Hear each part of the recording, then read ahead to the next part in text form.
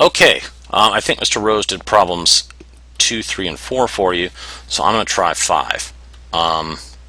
Now, what we have in 5 is you have this force that's coming in at an angle theta, right? Dun, dun, dun, dun, dun, dun, dun. And it's acting on block 2, and block 2 is right next to block 1, right? And they are all accelerating. Something like that. Okay, and they are both accelerating that way with a constant acceleration a, I believe they said. So we have a coefficient of kinetic friction, mu k, and we want to find the force between block 1 and 2.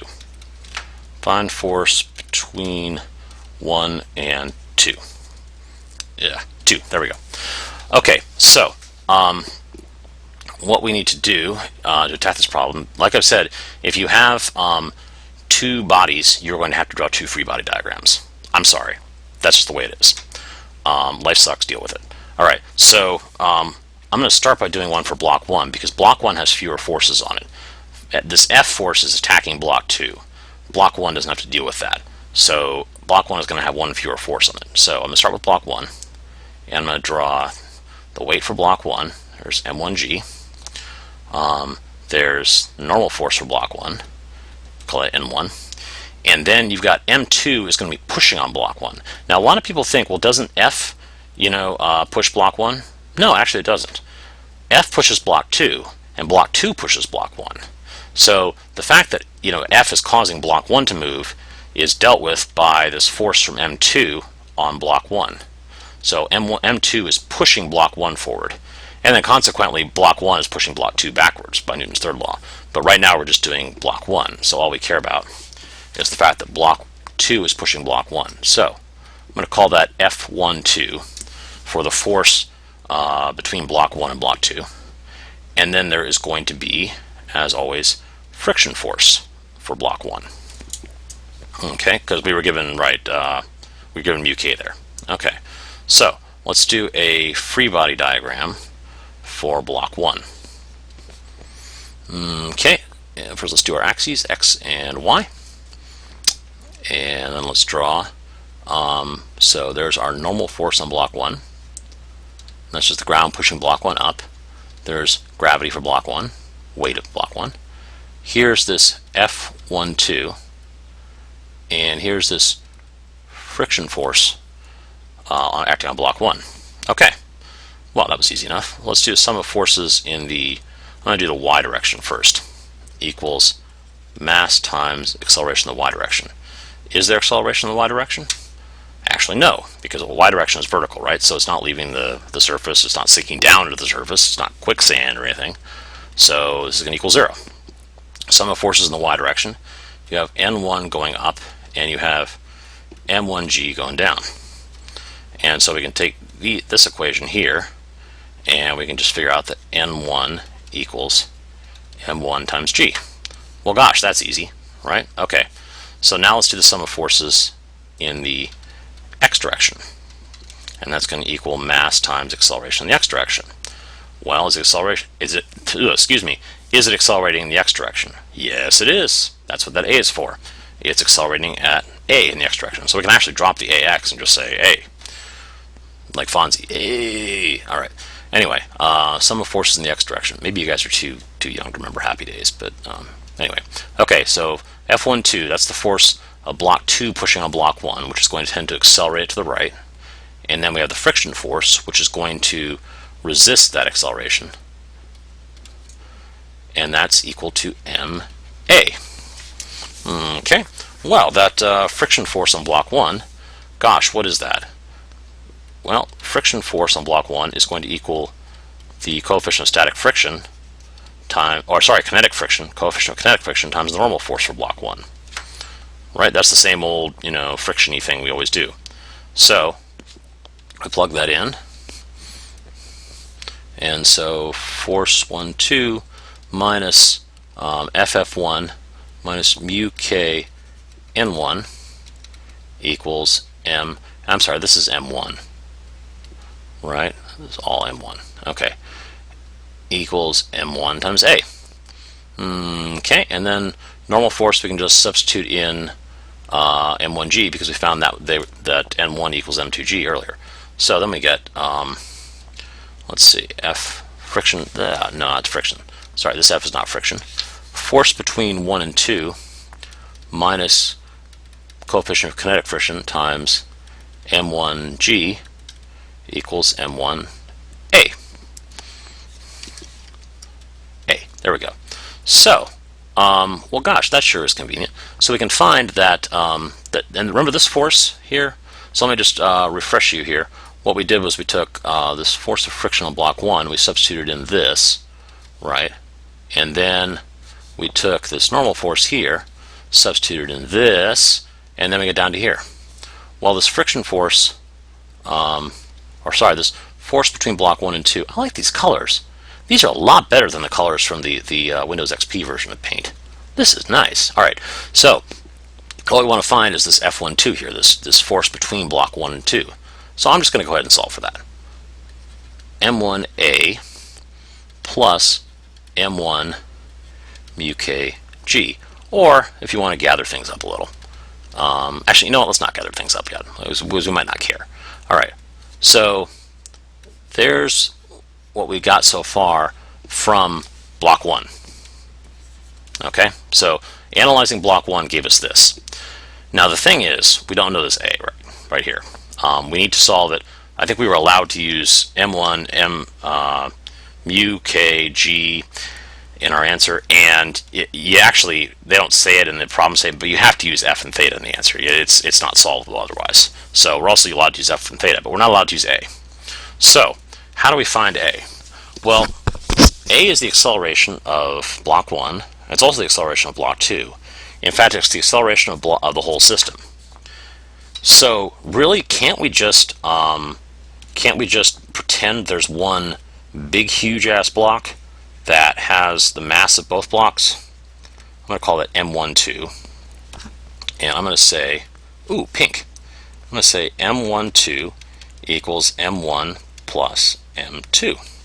Can't we just say then we have this block that's as big as both of them? And then we just model all the forces acting on the system from the outside. So here's our force F coming at an angle theta. Okay, here's M12 times G. Here's the normal force 1 and 2. Let me just write that a little more neatly. Normal force for 1 and 2. And here's the force of friction acting on blocks 1 and 2. That's the total force of friction, total normal force, total weight, which is total mass times G. Doesn't this all work out? Because if you think about it, we took all the forces acting here, we'd have like the friction all the forces acting on both blocks. We'd have the friction force on both blocks, which adds up to this. We'd have the weight on both blocks, which adds up to this. We have the normal force on both blocks, which adds up to this. We'd have this external force here, which we're doing. And then we'd have the only other force acting is this force between blocks 1 and block 2, or sorry, block 1 and 2. But remember Newton's third law? For every action, there's an equal and opposite reaction, which means that block 2 is pushing to the right on block 1, block 1 is pushing to the left on block 2 with an equal magnitude force. What that means is that if we were to model this force, we'd have, if we were to add these forces to our M12 diagram, we'd have one force going this way, one force going this way, and they'd be equal. They'd cancel out. So that's an internal force to our little block M1, M2 system. So we can just ignore it because it's taken care of by Newton's third law.